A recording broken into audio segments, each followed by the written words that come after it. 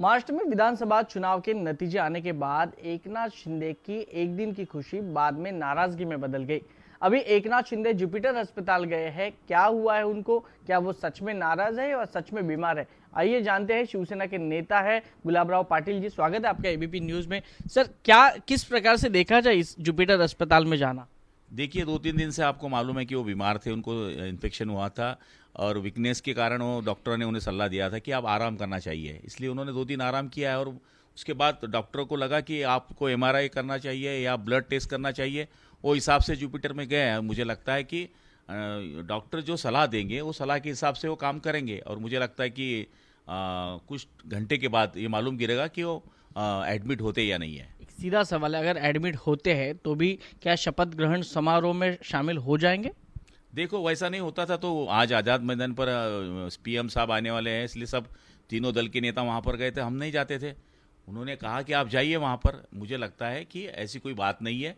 आखिर तबीयत का कारण होने की वजह से वो भी संभालना तो जरूरी है।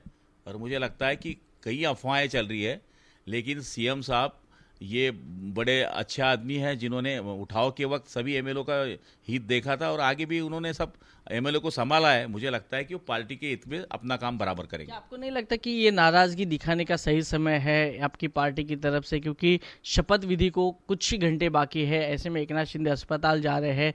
क्या ये शपथ ग्रहण समारोह टालने के लिए हो रहा है? नहीं जी, ऐसा नहीं होता है। तबीयत तो आज से थोड़ी खराब है, 3 दिन से खराब है और वो बोल नहीं पा रहे थे। आपकी जो वार्तालाप चली उसमें भी वो बोल नहीं पा रहे थे। आखिर वो थ्रूट का इन्फेक्शन है तो वो तो संभालना पड़ेगा और मुझे लगता है कि तबीयत संभालना भी बहुत बड़ी बात है और वो करना चाहिए। और मुझे लगता है कि कोई अफवाह पे आप ध्यान नहीं देना चाहिए। लोगों ने वो बराबर आपके हिसाब से और जनता के हिसाब से निर्णय लेंगे और मुझे लगता है कि शाम तक कुछ न कुछ प्रॉब्लम हल होगा। क्या शपथ ग्रहण समारोह में शामिल होंगे? मुझे लगता है शामिल होंगे। लेकिन देखा जाए, चुनाव के नतीजे आए, एक दिन में खुशी, गुलाल लगाया, ढोल बजाए, फिर उसके बाद से एकनाथ शिंदे नाराज हो गए, पत्रकार परिषद ली, दिल्ली गए, अमित शाह जी को मिले, उसके बाद सीधा गांव चले गए और गांव से सीधा भी अस्पताल जा रहे हैं। तो इस पूरे रूटीन को, इस पूरा जो चैन अब देख रहा है एकनाथ शिंदे जी का, पूरी तरह से नाराजगी दिखा रही है। इससे क्या साबित क्या करना चाहते हैं आप? देखिए, उन्होंने मेहनत की थी, इसलिए लग रहा था कि इतना अच्छा नतीजा आने के बाद मुझे कुछ न कुछ सीएम का कुर्सी मिलेगा। लेकिन जब उनको मालूम गिरा कि ये नहीं होता है तो उन्होंने सीधा कह दिया कि अमित शाह जी और मोदी जो निर्णय लेंगे उसके साथ मैं रहूँगा। उसके बाद में उन्होंने सब प्रॉब्लम सॉल्व कर दिए। लेकिन आने के बाद जब वो बीमार गिरे, दरेगांव जाने के बाद, बीमारी तो अपने हाथ में नहीं है। आखिर उन्होंने जो कष्ट किए, 10-10 सभाएँ ली, पूरे महाराष्ट्र भर घूमे।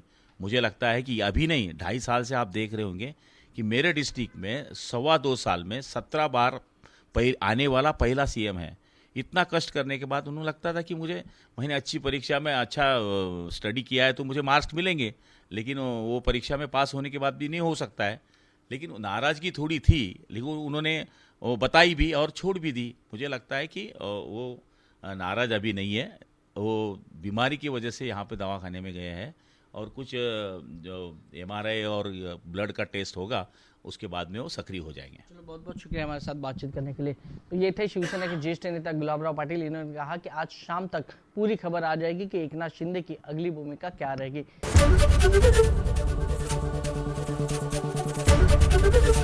एबीपी गंगा, खबर आपकी, जुबान आपकी।